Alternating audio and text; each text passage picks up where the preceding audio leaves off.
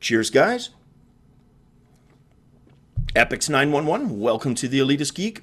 VR news for Tuesday, October 11th, 2016.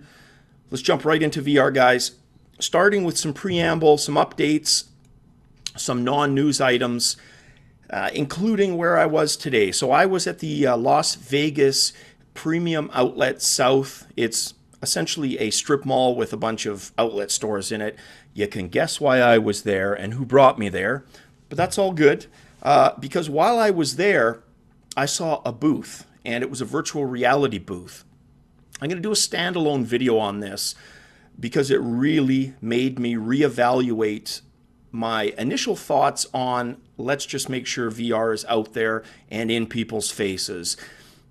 Because I hadn't considered what if the quality of the VR is abysmal, and it certainly was in this case. So more on that in a follow-up video.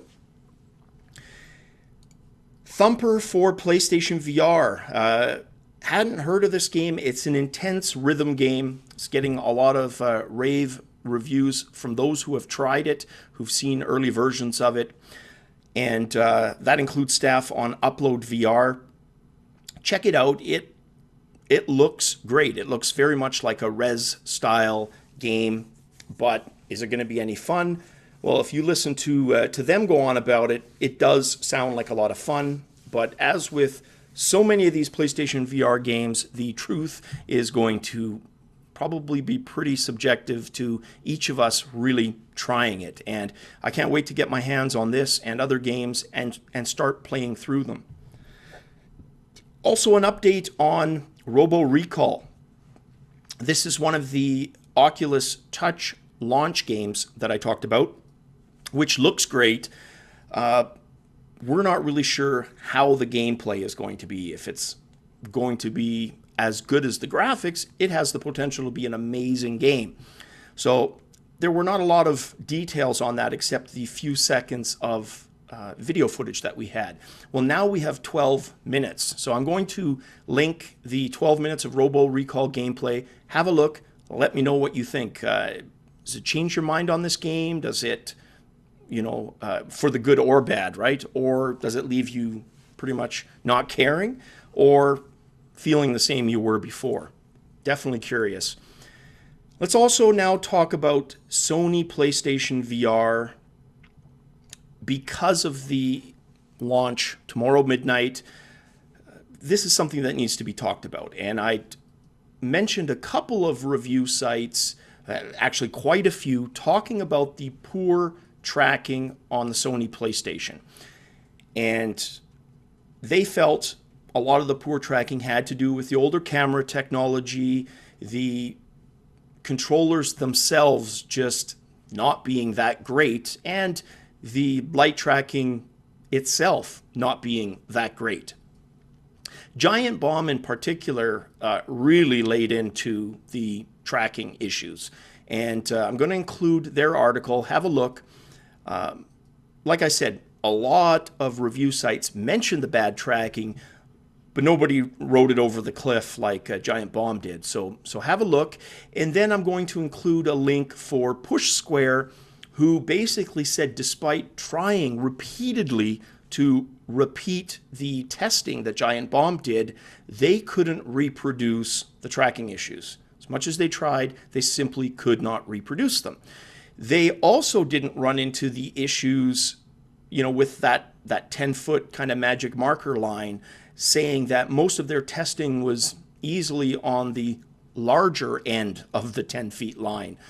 They did notice some minor tracking issues, but if you stayed either seated or standing kind of within, the limits of what the literature tells you to do, it was fine for them. So I just want to report that. It is another viewpoint. It's basically the opposite viewpoint of what has been floated around out there. You always got to be careful with this stuff, including obviously what I say, as neutral as I try to be, as anti-fanboy as I try to be. Biases will creep in at times, right? That's just human nature. But I think this is an area where we really got to base this on those we trust, those that we know who've actually tested it. Or if you've got buddies who are purchasing this and you're on the fence about it, try it out yourself. It's what I'm going to do. I'm going to do a lot of testing on PlayStation VR tracking once I have it within my big grubby mitts and just see for myself where the tracking is at. All right, moving on. The Samsung Galaxy Note 7 is officially a coaster. It served me fairly well. This was my replacement phone, and I was told officially today it no longer exists. The Oculus support has also been pulled. So if you still have a Note 7, even a replaced one, it will no longer after today work with your Gear VR. Now, to me, that makes sense.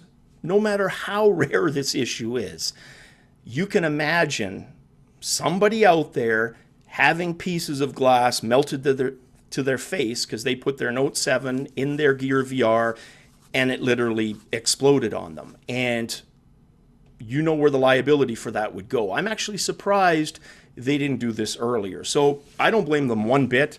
Like I said, from a liability point of view, it had to be done. What we don't have is word of how will we be compensated. I imagine there's probably going to be some kind of class action lawsuit out of this. That would not surprise me. Samsung stock has basically dropped 8%, which is about 17 billion market value. And they felt that the initial recall was going to cost them about $1 billion. Well, now that it's not a recall, but a complete line cancellation, they're going to be in this deep, and we can only speculate how they're going to come out at the other end. But yeah, us Note 7 users have not specifically been told what they're going to do. So obviously the most logical is refund credit and put that towards a phone of our choosing, which ironically enough is probably going to have me pick the 7 Edge again so that I can use it with the Gear VR, which is the same damn phone I started this whole journey with. I should have just kept it, but you never know these things, right? Hindsight is always frickin' 2020. All right, next up, PlayStation's VP of Marketing, John Culler. He believes that the PlayStation VR is a giant step towards the holy grail of gaming, specifically interactive gaming. And he firmly believes that the 40 million PlayStation 4s out there, equals a massive advantage for them as a company entering the VR fray over the Oculus Rift and, of course, the HTC Vive. And that begs the question, at least to me, wouldn't you love to see official numbers of PC users that fit all the criteria, right? i.e., they're gamers, they have hardware that meets the minimum or greater specs, they don't necessarily have, or they don't yet have VR, but they are potential consumers for VR, either on the fence, looking forward to certain things falling in line before they take the plunge, or undecided. Just to kind of get that apples to Sony situation, I really am curious worldwide, how many PCs does that leave us with? And really, we can only speculate, but what is that number? Is it in the millions, low, high, teens? Who knows? But it sure would be fascinating to know that. Next news piece has to do with Valve's upcoming Steam Dev Days event. Now, this is going to be held in Seattle and Washington State. And during the 2-day event, the idea here is to demonstrate virtual reality prototypes. So who knows what kind of cool stuff they're going to take out of their R&D labs and show us, and what kind of information they're going to be, willing to pass along. So it should be interesting. Definitely one to follow. Definitely one I will be following and reporting here. I'm very curious what kind of goods they have hidden away in those R&D labs. Next up, Senza Peso is apparently a must download for Oculus, Rift, or HTC Vive users. So it's a free application available both on Steam Store and Oculus, like I said, for both those devices. It is a non-interactive VR experience where you're taking a journey down the river Styx. And of course, that awesome skeletal boat keeper, you probably have to pay him or not and finish your journey with him. So it'll be interesting to see what this is about. Is it, the mythos that we have about the river Styx? What is on the other side? Just, it has some cool potential. Apparently, it's really good. Now, I haven't looked at it beyond a little bit of the pictures that were up for this article specifically, and I don't have access to my virtual reality gear, so I couldn't try it. I'll try it when I get back, probably comment a bit more on it. In the meantime, if there's any of you out there that do have access to it, please check it out if that at all interests you, and let me know what you think.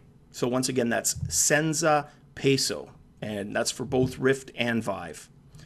Next up, the company Imax. We've talked about them in the past, that relationship with Star VR, which was the almost commercial or actual commercial level VR headsets that they had begun shipping to Imax. So there's speculation that what I'm going to get into with this news piece could be involving those units. So let me rewind a little bit.